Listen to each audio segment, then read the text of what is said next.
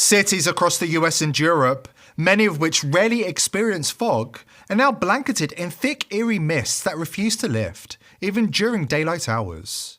While the media scrambles to dismiss it as a mere coincidence, let's be clear, this is no ordinary weather event. The particulate-laden fog doesn't just obscure your view, it smells of chemicals, and it's making people sick with symptoms they've never experienced before. Researchers armed with hydrometers and air quality monitors have taken samples, and the results are nothing short of alarming. What is this fog? Where is it coming from? And most importantly, why is it making people so ill? Stay tuned as we shine a light in the darkness and uncover what is one of the most heinous crimes against humanity of our time.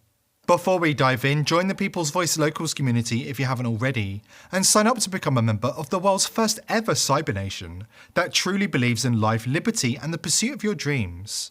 Visit joson.com and click the Join Us button today. It's completely free. Fog typically forms when the air temperature and the dew point are less than 2.5 degrees Celsius apart, usually with humidity near 100%. It can happen when moisture is added to the air or when the temperature drops. In most of the cities experiencing this mysterious fog, from Florida, Pennsylvania, Minnesota, Texas, California, and many cities across Europe, the conditions are completely different from what's needed to produce fog naturally. Like, this is fucked up. It smells. Can't see shit. What's even stranger is that this fog doesn't look, smell, or feel like typical fog. Instead, it's heavy and packed with particulates, unlike anything we've ever seen before, as this video from Augustine, Florida reveals. A flashlight for Christmas, and this will give you a good look. You can't see the fog here, but check this out.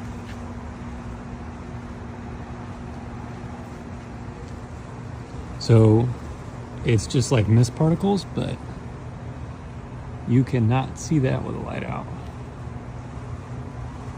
Like, what the hell is this?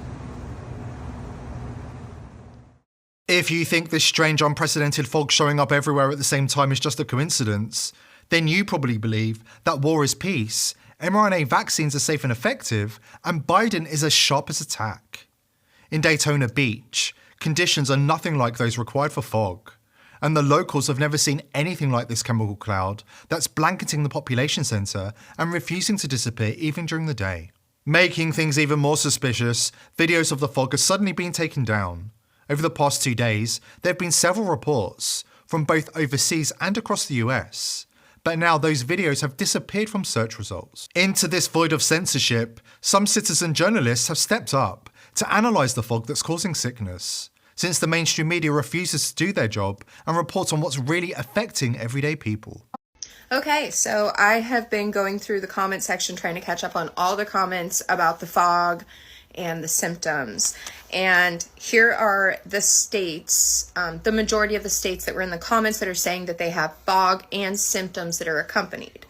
And then I will go through the symptoms. So the states that so far that I have seen commenting the most are Oregon, Minnesota, Texas, St. Louis, Oklahoma, Nebraska, Vermont, New Hampshire, Washington, Arizona, Idaho, Illinois, Maine, Georgia, Massachusetts, Louisiana, Wisconsin. The UK has actually been commenting. Kansas, England, Florida, Indiana, Iowa, Mississippi, Arkansas, Cali, North Carolina, Ohio, Michigan, Colorado, Utah, Nebraska, and there was more than that. But this does appear to be coast-to-coast fog. But here are the symptoms that so far everybody's talking about. We're having a loss of appetite with a lot of people losing weight unexplained. Can't sleep at night. You feel really tired throughout the day because you're not sleeping at night, but all night you're just tossing and turning, having weird dreams. There's a really bad dry cough, but also congestion, which is weird because I've been congested, but I have a really dry cough, so it's very interesting. Extremely irritable. Some people are experiencing anemic problems. People are experiencing gut problems, stomach aches, diarrhea, nausea. I had some people commenting that they have jaw pain or headaches or both. There's just so many symptoms that are coming along. And the only thing that we all have in common from coast to coast is the fog. And then obviously a lot of us tap water, but that isn't necessarily going to be the same in every state. So the only thing I can associate all of this with is the fog. The elite can continue deleting videos, but they cannot stop the tidal wave of reports about the fog. saying that it smells terrible, their eyes and throats hurt, and they're dealing with terrible headaches and sinus problems. Looks like it's conclusive. FogVid24 is a real thing. The previous video is going viral. If you go and read the comment section, everybody's saying they were completely fine, they didn't feel anything coming on, but then as soon as they went out in this fog, whatever it is, they got a sore throat, they had to go to bed, they couldn't sleep, they were bunged up, they had migraines, they lost all their energy, and not only them, everyone in the household. There's mums reporting on it saying all the kids are ill, we've got people in Kentucky, we've got people in Sweden, we've got people in Finland, all reporting the same thing. The fog has made them sick. And you know, it's scenarios like this that always have an adverse effect. Whatever they're doing in the skies, whatever they're spraying, whatever this fog is, they're obviously doing it for a reason, but it is going to wake people up. People have had enough. They're sick of being poked, they're sick of being prodded, they're sick of poison in the air and poison in the food, poison in the milk, poison in the minds. We're being pummeled in more ways we can imagine to demoralise us over a period of time, so when things get to a critical point and everyone's screaming out for a saviour, the government's going to be there, but they were the ones that created the problem in the first place. Symptoms such as these are no surprise when you learn about the contents of the fog. Laboratories on both sides of the Atlantic are confirming the mysterious fog contains a consistent toxic cocktail of chemicals, including barium, strontium, both carcinogens, and aluminium oxide, pathogens, and uranium. Even more disturbingly, graphene oxide, known for its bioactive effects, has been detected. If you're up to speed with the chemtrails conspiracy, you'll recognise that many of the toxic chemicals found in this fog are the same ones discovered in large cities after heavy chemtrail spraying. So, what's going on here? We need to rewind to 1999, when a document titled the Air Force 2025 report was published. While the original document has since been removed, you can still find it on the Wayback Machine. In the 25-year-old report, the US Air Force discusses how tiny nanoparticles can be dispersed through fog, making them nearly undetectable. The document also explains that smart materials based on nanotechnology can steer themselves within the fog, and outlines both defensive and offensive reasons the government might intentionally release fog in population centres. This is the text directly from the document, admitting that UAVs, or unmanned aerial vehicles, the old name for drones, will be able to deliver the chemical fog to population centres. This text is directly from the document. They will be able to provide immediate and continuous effectiveness feedback by integrating with the larger sensor network, and can also change their temperature and polarity to improve their seeding effects. As mentioned above, UAVs could be used to deliver and distribute these smart materials. Remember, this report was written back in 1999, predicting what the US Air Force knew was planned to happen in 2025. Now, right on cue, as we enter 2025, we're seeing this mysterious global fog packed with nanoparticles spreading across the US and Europe. The timing is nothing short of extraordinary. The big question is, why now? And what is really behind this? Today's sponsor is pillsforever.com. If you think Big Pharma have your best interests at heart, think again. Under Biden, the price of medicine in America has skyrocketed, and there are certain medicines Big Pharma don't want you to know about. That's why I've partnered with pillsforever.com. All of their FDA-approved medicines are the cheapest you'll find anywhere. More importantly, you can order medicines that Big Pharma don't want you to have, such as ivermectin, hydroxychloroquine, and fenbendazole. Speaking of fenbendazole, not only does it get rid of parasites that live inside your body, there have been studies that show fenbendazole can help with cancer. Listen to this testimony of Joe Tippins, a cancer survivor, thanks to fenbendazole. 2 years ago, Joe Tippins says he was told to go home, call hospice, and say his goodbyes. The doctors were unanimous. He was going to die of small cell lung cancer. Once that kind of cancer goes that far afield, the odds of survival are less than 1%, and the median life expectancy is 3 months. Tippins says he got a tip, not from a pharmacist, but a veterinarian. And in his desperation, he turned from people medicine to dog medicine. Specifically, fenbendazole. My insurance company spent $1.2 million on me with traditional means before I switched to a $5 a week medicine that actually saved me. Get 15% off using coupon code People's Voice at the checkout.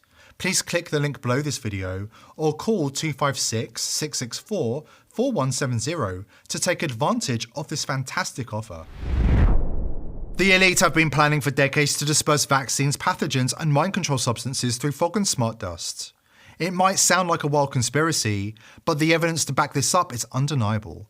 In 2018, Julian Assange warned us about intelligence agencies that had research prototypes to develop what he called intelligent evil dust, which they plan to scatter around everything like confetti as part of their surveillance and control architecture. There's research prototypes now, which I assume are being used by intelligence agencies, of very small electronic circuits that you can just put in paper or put in paint or on the walls that are powered by the GSM stations. And they operate as the GSM radio wave passes through them. It gives them enough power for a very small amount of time to do things. So obviously that tendency is going to continue. It's not like the Internet of Things. It's if you like, intelligent evil dust scattered everywhere, like confetti in everything. So I think it's increasingly hard for human beings to work out how to deal with that. To understand what is happening, we need to talk about the PrEP Act. This little-known law, tucked away under 42 US Code 247D6D, gives the government jaw-dropping powers during public health emergencies. We're talking about the authority to roll out drugs, devices, and biological products to entire populations without you even knowing about it, let alone giving your consent. It was signed into law by President George W. Bush on December 30th, 2005, and was quietly slipped into the Department of Defense Appropriations Bill HR 2863. While it was originally pitched as a way to prepare for biological threats, it left plenty of folks asking some big questions about accountability and transparency. Who's watching the watchers? Now, let's talk about Dr. Anthony Fauci. Remember that Air Force document from 1999? Acknowledging that by 2025, nanotechnology would be spread through fog that's dispersed by drones. Now, consider how extraordinary this is, especially in light of the leaked documents we've seen this week about Dr. Anthony Fauci. The connections are starting to look far from coincidental. The leaked 2018 document sheds new light on Fauci's plans to covertly spray self-spreading vaccines and mind control tech over large population centres, using cutting-edge biotechnology and, wait for it, military-grade drones. Document, codenamed Diffuse, was submitted by Fauci's EcoHealth Alliance to DARPA. It outlined plans to deploy aerosolized immune modulators, chimeric spike proteins, and self-spreading vaccines over vast human populations using drones. The Diffuse proposal explicitly mentions the use of aerosol delivery systems to inoculate both animals and humans over large areas, which is exactly what's happening now, according to a Chemtrails pilot whistleblower, who's gone into great detail on this channel, outlining the techniques and overarching agenda of the criminal operations. But the fog is even more disturbing, according to the pilot, who warns that it appears to be chemtrails on steroids, a new generation of threat that's being rolled out before our eyes. Dr. James Giordano has openly discussed how he and his colleagues at NATO's medical branches have been exploring the development of nanoparticulate smart dust, tiny particles engineered to target human physiology. Alarmingly, he describes how these particles can be deployed in a scatter arrangement, dispersing them over an area with devastating precision to trigger health crises, including stroke epidemics. Moreover, you heard earlier about the idea of nanoparticulate matter that can be utilized in a weaponizable way. And here too, we're looking very, very strongly at what nanoparticulate matter can do to the nervous system. Some ongoing studies with our colleagues in the medical branches of NATO have in fact shown that the use of nanoparticulate matter in a scatter arrangement can be used to incur what looks to be broad-scale epidemiological stroke epidemics. So what we're able to do here is infiltrate the brain space with nanoparticulate matter that aggregates in situ, on site in the brain, and does one of two things. Either penetrates from the vascular space, gets in through the bloodstream, gets in through the nose, through the mucosa, or infiltrates the vascular space and clogs it. What is the result? What's called a nanoparticulate stroke, or a hemorrhagic diathesis, fancy word, for it's a predisposition to individuals having brain bleeds. Demonstrated? Oh, absolutely. We're able to show animal models of same, and the Italian group has done a fair amount of work demonstrating that nanoparticulate matter can be highly disruptive, not only of brain vascularity, but brain function.